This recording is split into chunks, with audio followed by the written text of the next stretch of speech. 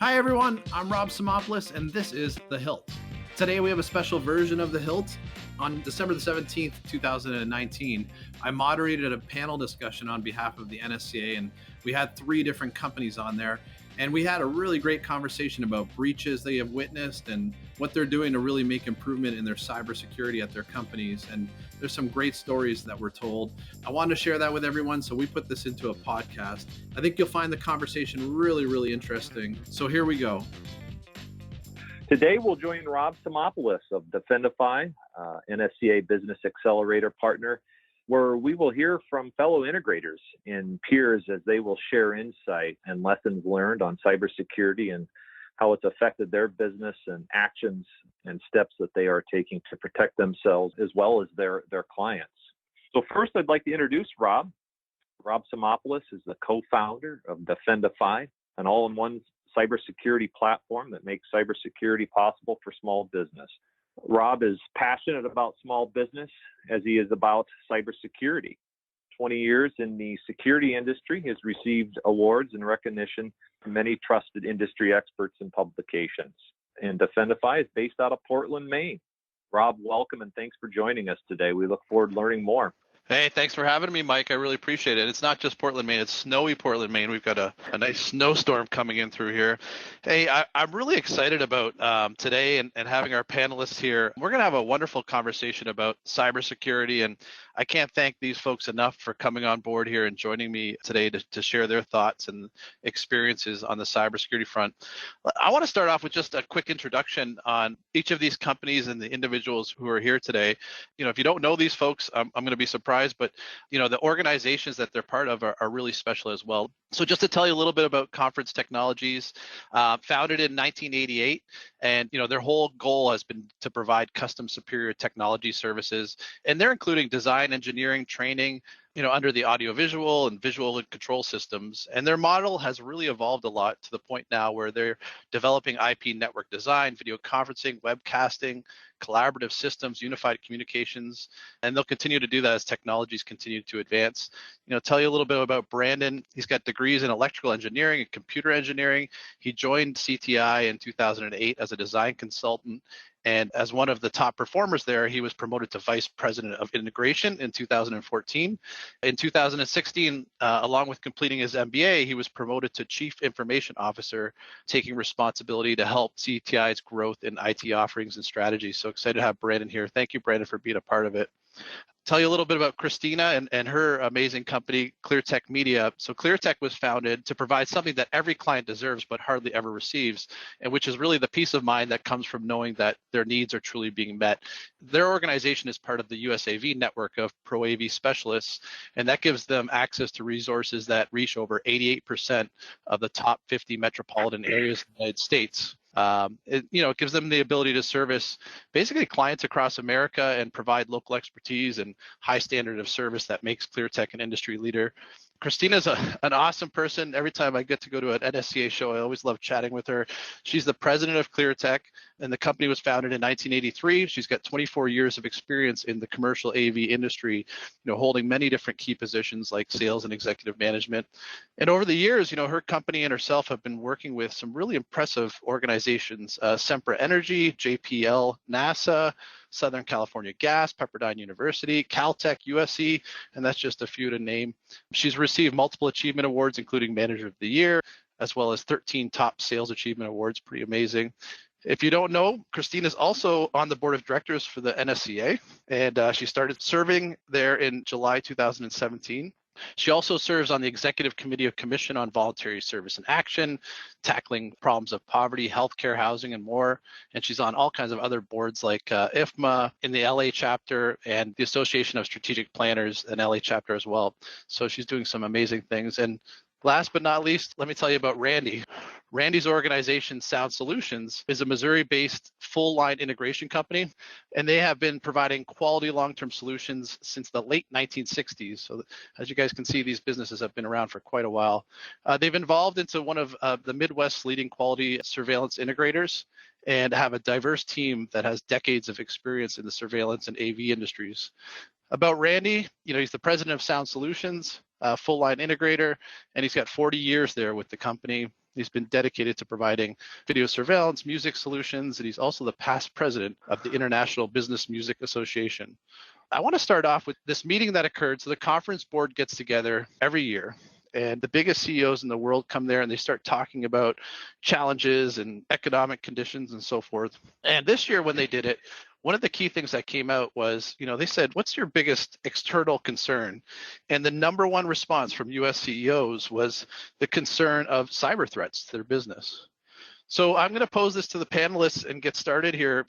If you think about in your business, what are your biggest concerns right now? And it doesn't necessarily need to be cybersecurity. It could be a whole bunch of other things that, integrators are being impacted with today. But what are your concerns right now? Maybe we start off with Brandon. Brandon, you mind jumping in to start off the conversation here? Yeah, at Conference Technologies at CTI here. So we've experienced a tremendous amount of growth in the time that I've been here over the past 10, 11 years. I was like employee number 60 or so, and we just crossed 500, and all of our planning is based around, doubling every 3 to 4 years.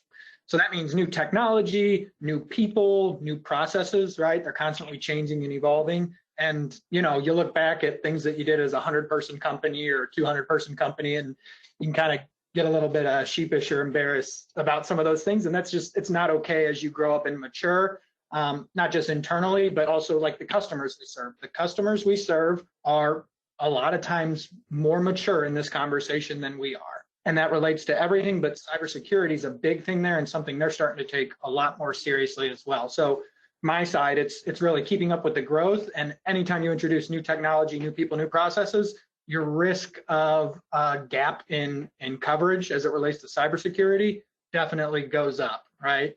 Absolutely, that's great. Randy, any thoughts on this topic here? Yeah, speaking from the old timers perspective, I think one of the biggest concerns that we share as an industry is how do we prepare and navigate the shift that's really taken place in the industry, and how do we, position ourselves to be the future companies, to be the trusted tech guys that we've always enjoyed. The core of our technology, as you all know, is shifting and has shifted to practically all IP, and I really believe it has opened us up to new exposures our industry has never experienced so much. I believe there's a clear and present danger for every business, without exception. Having said that, I believe it's important for us to, in the future, that we should be developing and embracing the cybersecurity mindset in what we do. I think it is becoming an essential stone in the foundation of not only our business, but all businesses. Excellent. Thank you for sharing that. I wanted to share with everyone some interesting statistics. So, we read in the news every day about a new cyber breach. I don't think a day passes when it's not on our LinkedIn or in the newspaper or whatever we're reading.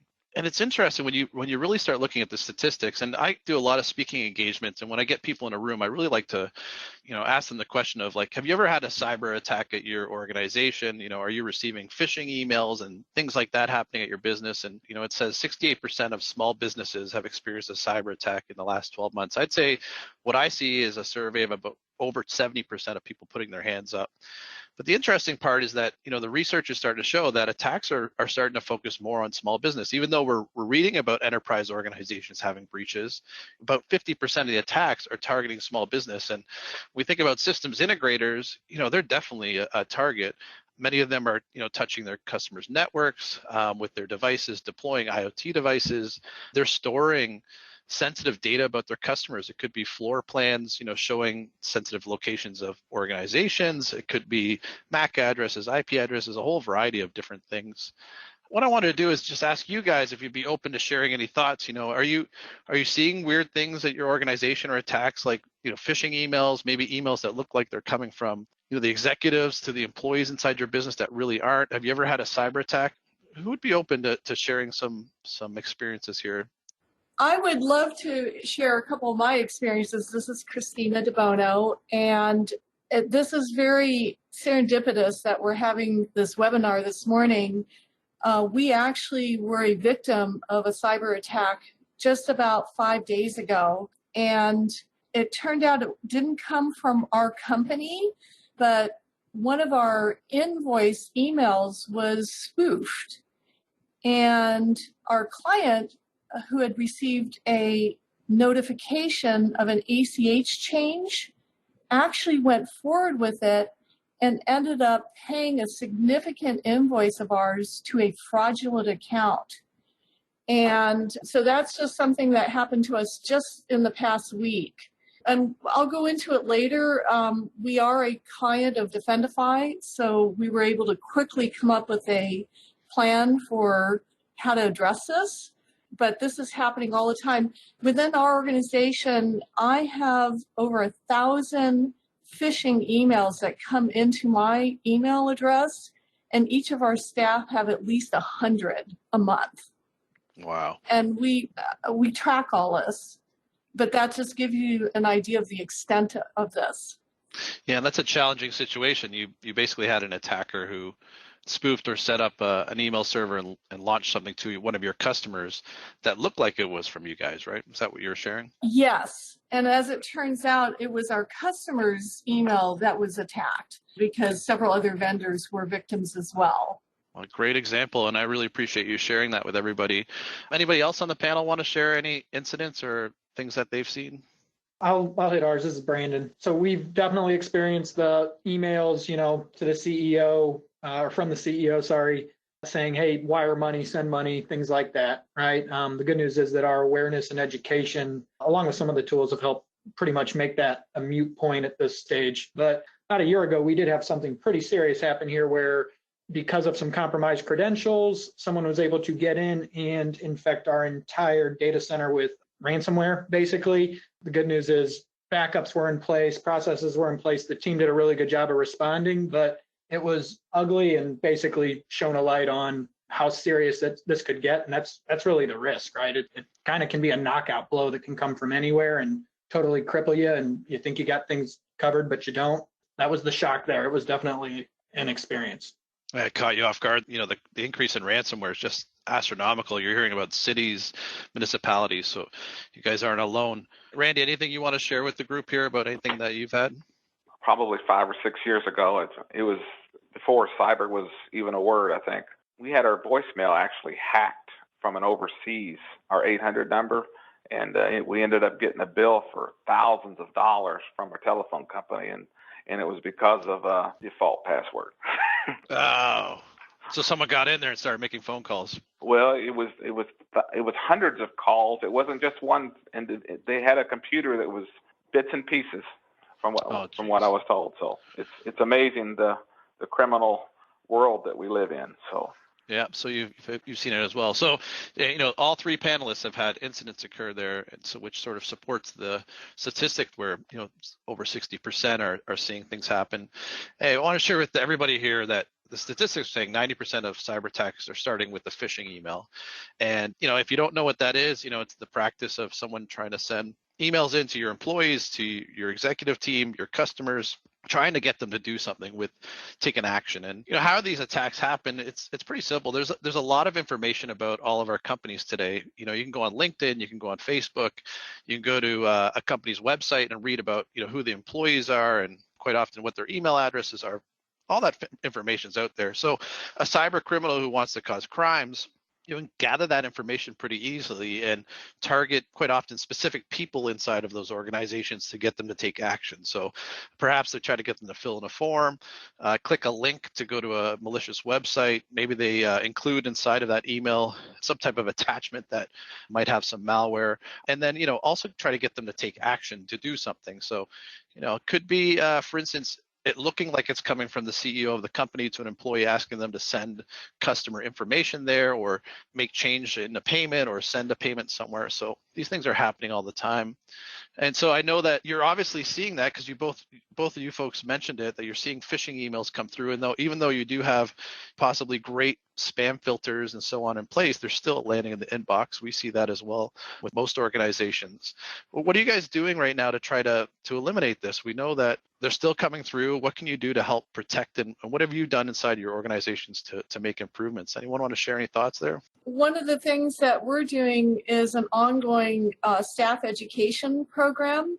And again, not to promote Defendify, but we have engaged Defendify in this educational program, and we have included in that regular phishing tests with our staff, and we're rated. And staff members find out if they respond to phishing emails. So it's gotten to the point where our staff members are reporting when they get phishing emails, and it's almost like a game to them. And I think this past month we got like a A+ report card because everyone now knows what a phishing email is and, not to respond and so forth. Excellent. The employee awareness part is so key. Brandon, Randy, anything you want to share on this front? Yeah, this is Brandon. So we're definitely doing similar to Christina there as far as the education and testing side. One thing that actually made a huge difference, and it sounds so simple, was we started basically tagging emails as external. That's what we threw on it.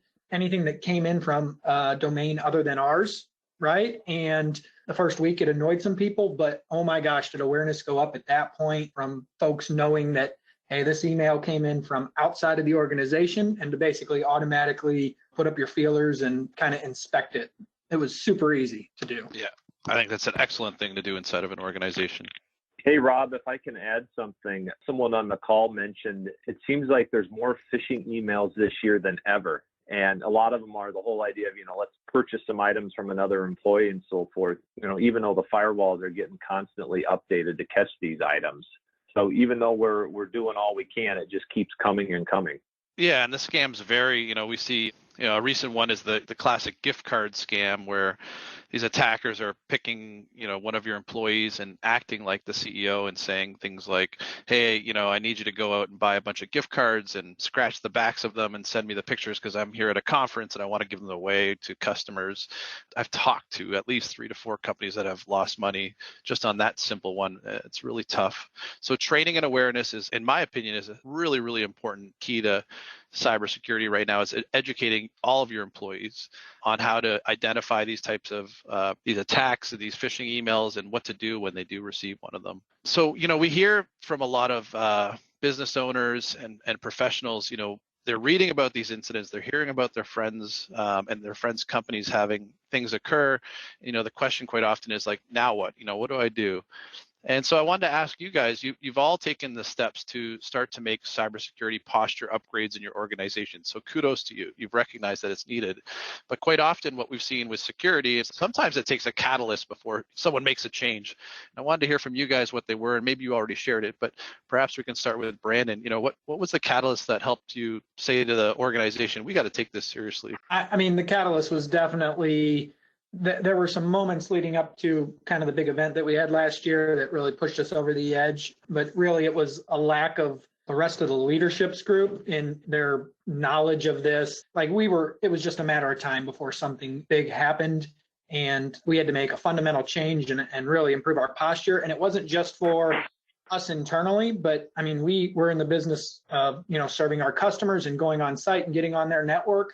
And there's responsibilities that come with that. So we have a responsibility to educate our staff so that when they go do work for our customers, that they're familiar with this too.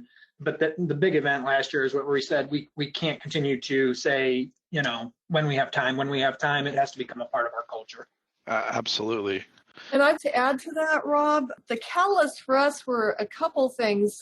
We attended the P2P conference a year ago, where the theme was cybersecurity, and it was very, very sobering.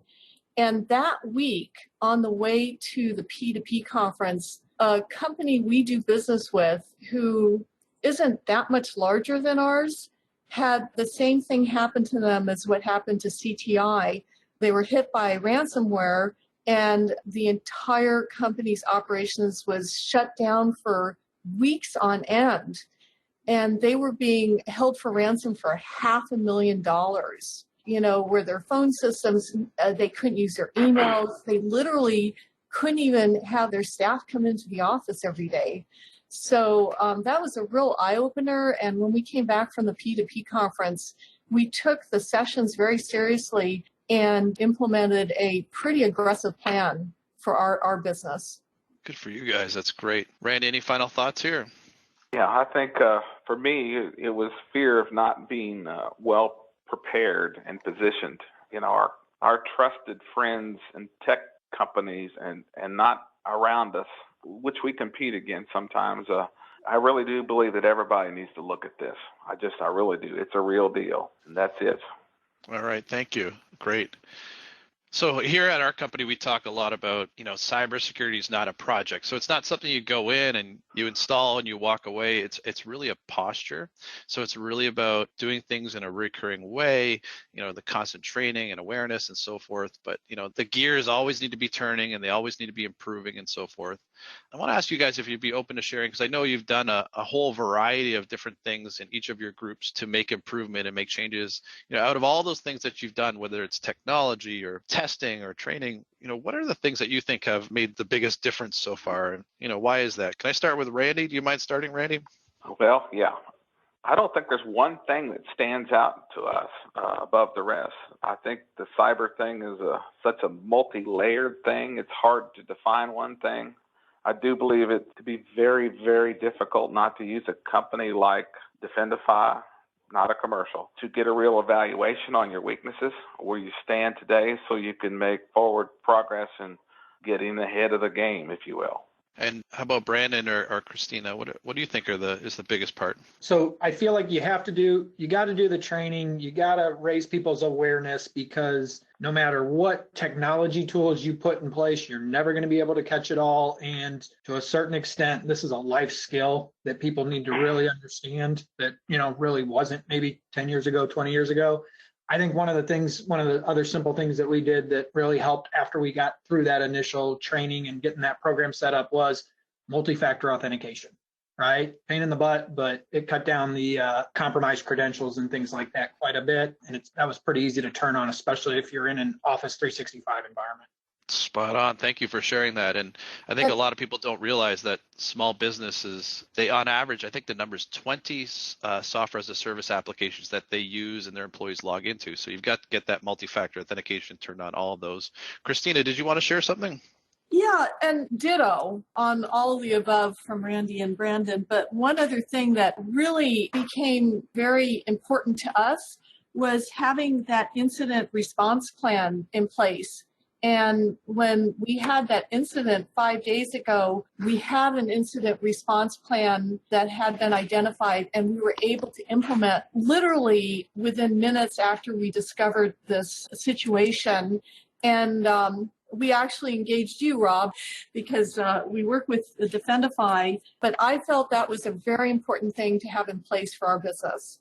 Excellent. That's great. And I'm glad we were there to help you guys through that. Yeah, I think that one of the key things here is that it's about getting started as well. I think a lot of times people are hearing about these and coming on these webinars and, sort of putting it out there, but you don't have to go and do a million different things to just even get started. It's really just starting and getting a program in place and beginning and improving from there. And I also think it's a lot like the systems integration industry back in the day was and it still is, but was very focused on safety, training their teams on safety and how to be safe when you're using aerial lifts and ladders and so on. I think we're sort of in that same spot where part of the training plan for all employees is not just about safety, but we've got to start getting into security as well, because there's such a pivotal part in using the technology today. So what we've seen here at Defendify is a huge increase in what we call third-party cybersecurity assessments.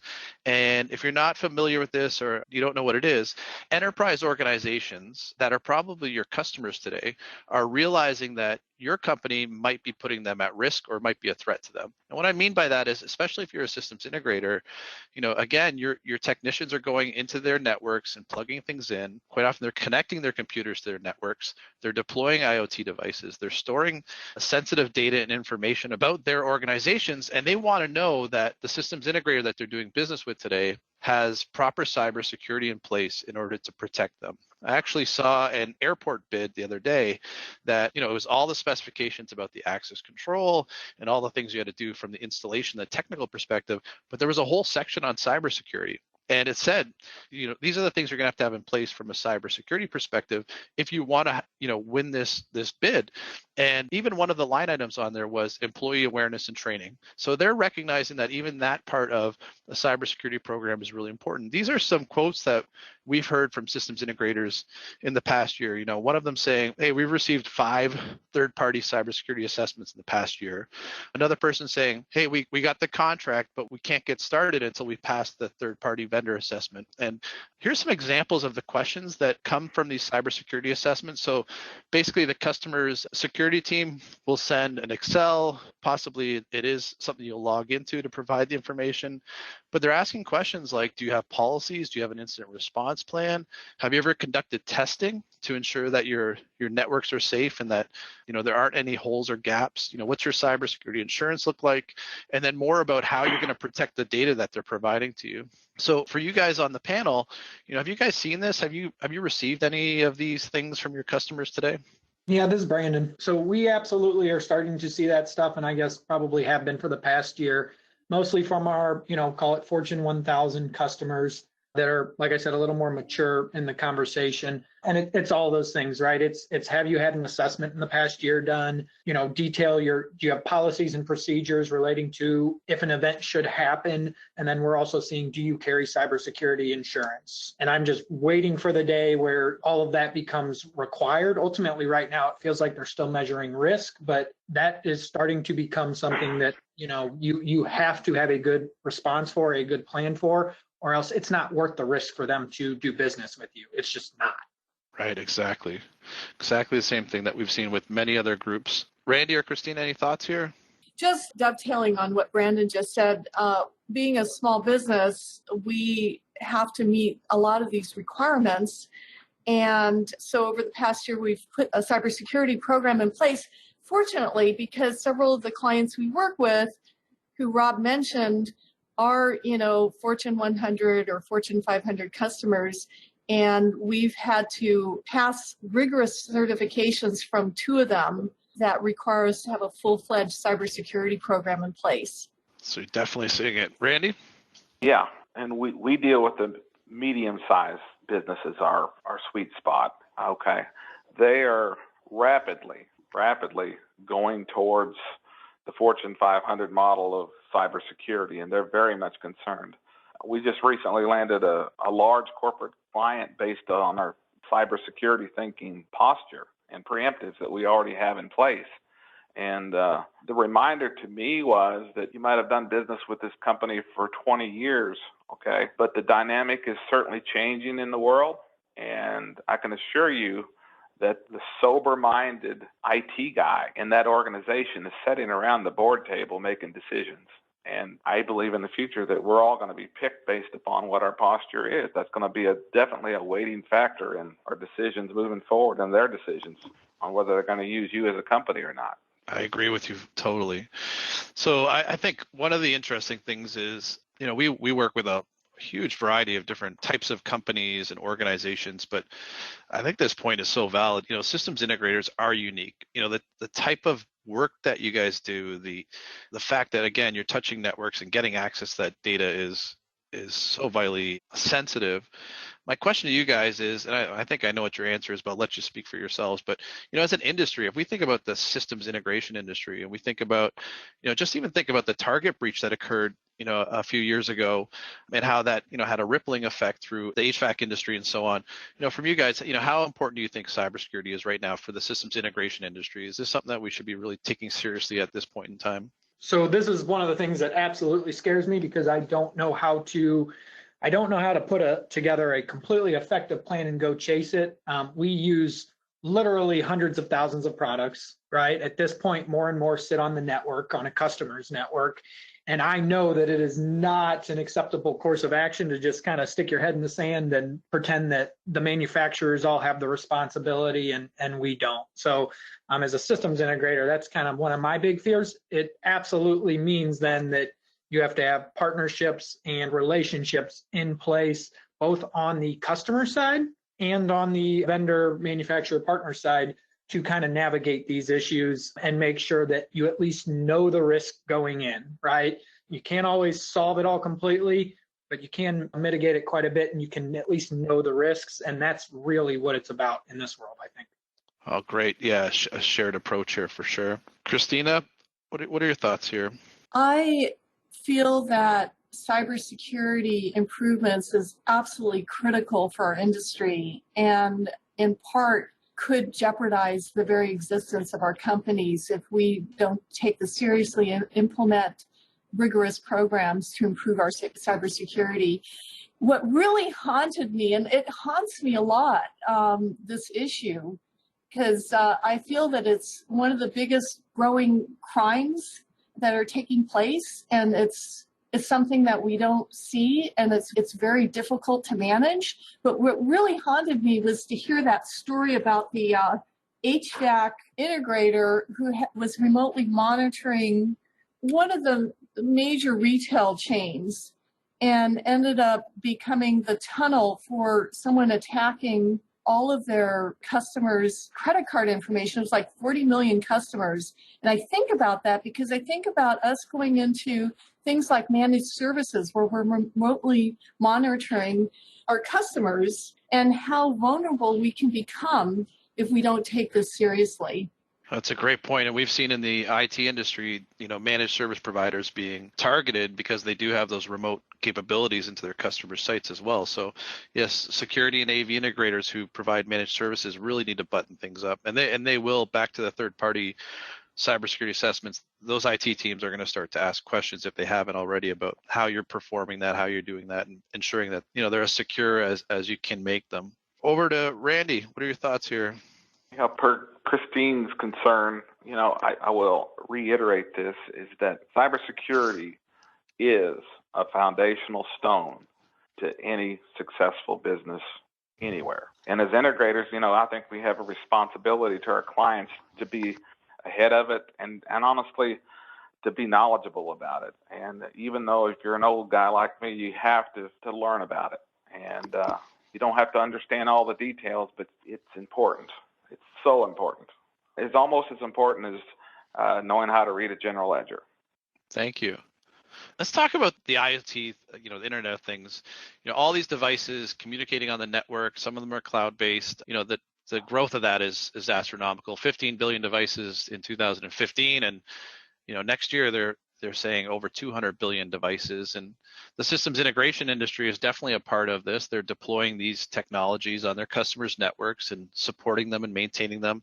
What I wanted to hear from you guys about is, and you guys brought up the partnership, how it's not only about the systems integrators making sure that they have things buttoned down, but also the manufacturers play a key role here. And I wanted to understand if the manufacturers that you're utilizing today, are they starting to help you guys understand how to deploy their technologies in a secure way? I know some of them have hardening guides and they're doing classes and trainings. And then also, are your customers asking you about the devices that you're deploying? Before you put them in, are they asking any questions about patching and updating? Or have you ever deployed something maybe where the IT team discovered maybe a vulnerability and came back to you and said, hey, we got to get this off the network? Any thoughts to share here with the webinar group here? So I actually, the good news is I haven't had to get involved in, I'll say too much from, getting the customer involved, getting the manufacturers involved and having to overcome some challenges. Yes, the hardening guides and best practices and white papers are something that are becoming more prevalent and something that, we all need to pay attention to. That's something our engineers are really looking at. I think as far as I'm concerned, the most helpful thing has probably been, especially when we talk about large projects or specific projects, typically with fairly mature customers, it's those manufacturers and vendors providing an expert or an application specialist who knows how to navigate this with our guys and working hand in hand. So, when we're really working through these things, that is a good place to start. And then our guys need to know that they have the responsibility to carry that forward to the rest of our team so that, in the next situation, we kind of go down a similar path. That's the best answer we've found so far. Excellent. Thank you for sharing that. Randy, I'm going to go over to you. We're probably unique to some of the group, but most of our stuff is surveillance related. So most of our conversations with our end users and IT directors are more on their network landscape and how our, I'll call it dirty network, will interact with theirs. So, and we generally create a dirty network with any medium to small businesses that we do. So you're doing the network segmentation. Yeah, that's our number one practice, probably, I would say. it's kind of neat when we talk to different organizations who are trying to promote, cybersecurity from within and getting their employees engaged and onboarded. It is like safety. You can do your toolbox talks and put some fun around that, or you can do your toolbox talks and make them boring from a safety perspective. And I think with the cybersecurity side, you got to have some fun with it. And I think that part of that is because it is sort of like a scary topic. People get a little worried and get concerned. What are you guys doing to encourage not only acceptance of cybersecurity, but are any of you doing anything fun around that to try to get some more engagement? I'll share a thought. As some of you might know, our company likes to do a lot of fun and activities. We have kind of a youthful culture around here. And so now the person who's in charge of our IT actually issues report cards for people who don't get waylaid with phishing emails and so forth. So we actually get rated. And I must say, this past month, I got an A rating. But good for you, Christina. Nice. Good job. How about Randy, Brandon? Anything you guys are doing?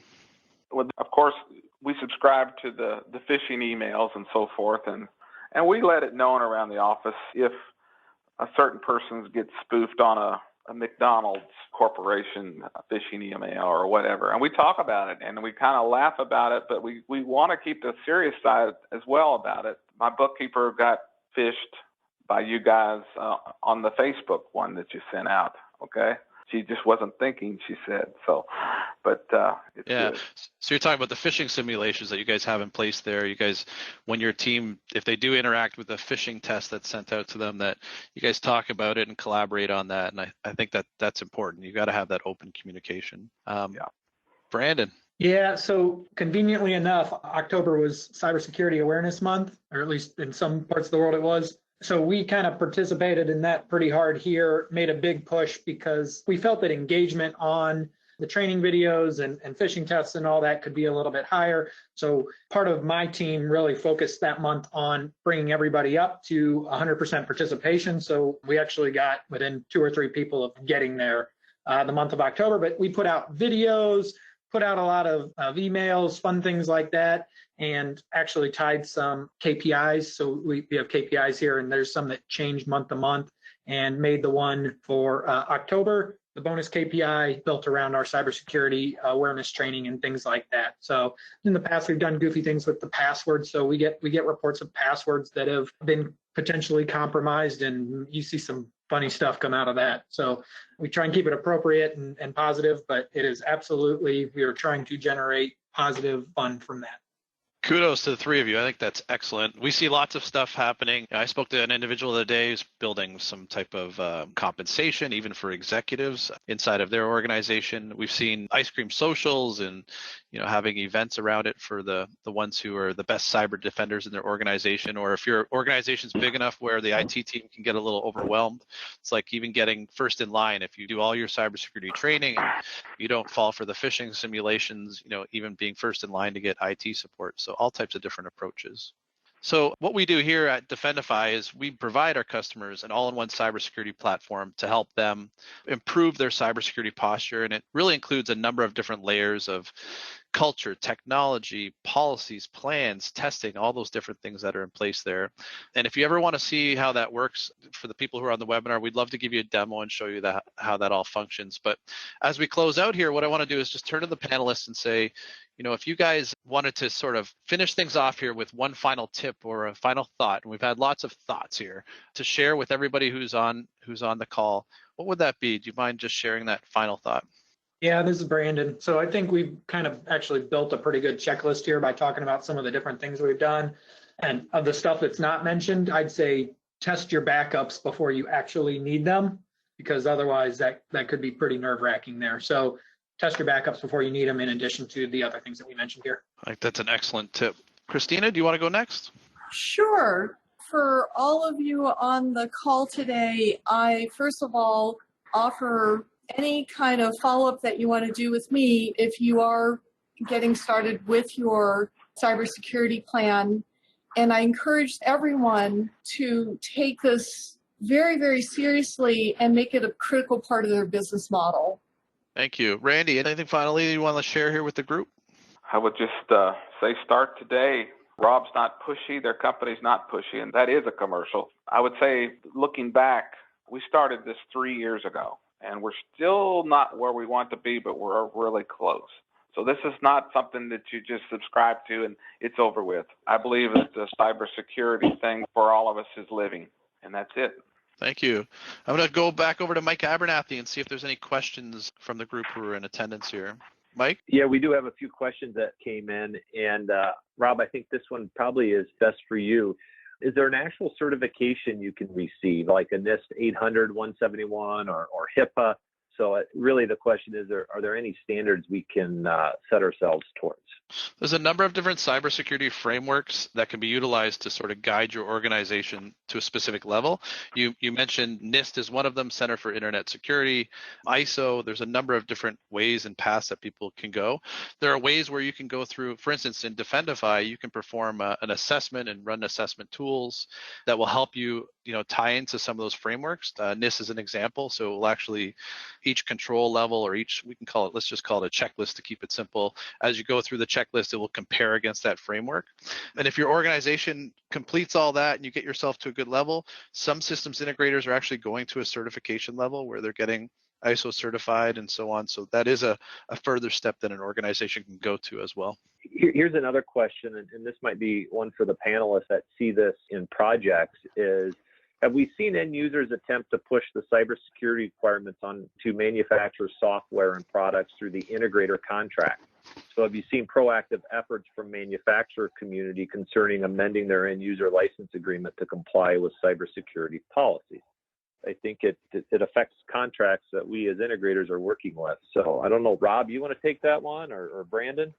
I can give my 2 cents from what I've seen so far, and then Rob can probably give a better dissertation. When I was talking earlier about the importance of having those relationships with your preferred manufacturers and vendors and working through it with the customer, it's because I think that a tendency to hide behind agreements, licensing agreements, documentation, it ultimately, I think, would be a negative for the customer. And while you do see examples of that happening, I think that as an integrator, our job is to kind of cut through that and get out in front of it and actually just get on the same page with the customer, the vendor, and understand what's going on there and not just hide behind agreements and things like that. So I haven't seen it too bad, but that is something that I do worry about and fear for. And I think just taking a proactive approach to it instead of reactive is probably what would best serve the customer. Yeah, I agree with that. I'm not looking at, as many RFPs and so on that are coming out from end users as the systems integrators that are on here. But I'm sure that they're starting to ask about specific specifications and hardening and so on. I would say as a systems integrator, it's time to really, start to select your vendors based on their cybersecurity posture. So when you start talking to the manufacturers, start asking them the questions about, do they have hardening guides? Do they have engineers who can help teach your team on how to deploy these devices securely so that you're putting yourself in a good position with your customer? I think that conversation needs to be happening. Great. Thanks, everyone there. A couple more questions.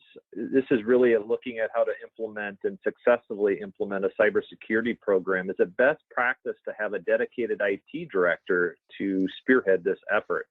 I'm guessing it maybe depends on the size of your company.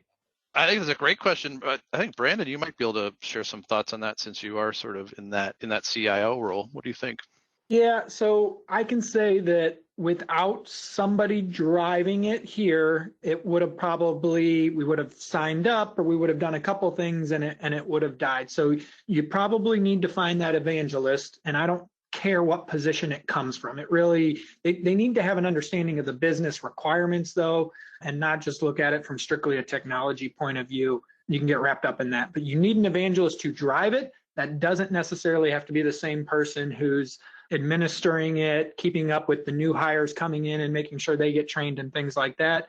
But you do need somebody to drive it until it becomes a part of your culture. And I've been fortunate enough that in the past year or so, I've actually been able to take a pretty significant step back from that because it's something that the team is engaged on now. And it kind of is a nice change of pace for them. And it gives them some customer interaction, right, with our employees. So it kind of grows organically once you can get the seeds planted. Yeah, and I've seen a variety of different things happening. No matter what, I agree with what Brand's saying. There needs to be a leadership person leading the charge. And I've seen it successfully happen from the the business owner or the CEO who understands that this is a huge step for the company. And I think that when that happens, then they can really direct the organization from left to right and sort of help them there. In the end, when you do find weaknesses and you need to button things up, you definitely need an IT resource to help make that happen. So they're definitely an important part of this program and its implementation. But I think the business leadership side of things, because need to be directly involved and leading the charge here so that everybody understands in the organization that this is a really key part of the business. Yeah, well, thanks. So we're going to close out on this question here. What are thoughts, recommendations for cybersecurity and insurance, first party and third party insurance? And Rob, that's probably you. Yeah, I'll share a quick thought on that. So cybersecurity insurance is very, very important today. I think every organization should have it in place. I think you should dive deep into those insurance policies and ensure that you're covered for a variety of different things that are occurring, including the ransomware and breach of sensitive data and so forth. But it's like driving your car. You have car insurance, and that's great. If you have an accident, it's going to protect you. But at the same time, you need to drive the car safely.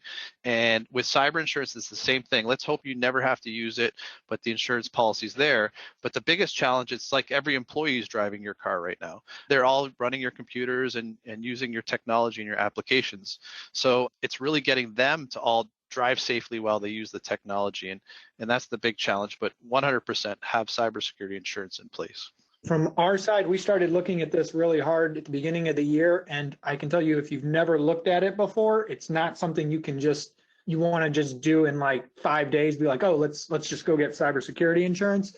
We actually have realized that in order to get to where we want to go with regards to carrying that insurance, there's multiple things that we need to do. So we built part of our roadmap, our IT roadmap out, knowing we're going to need to get it soon, and potentially it might be a customer demanding it right away, but it wasn't something that we felt like we could just instantly go get. So we had to put a plan in place to get there, and we're working there at a pace.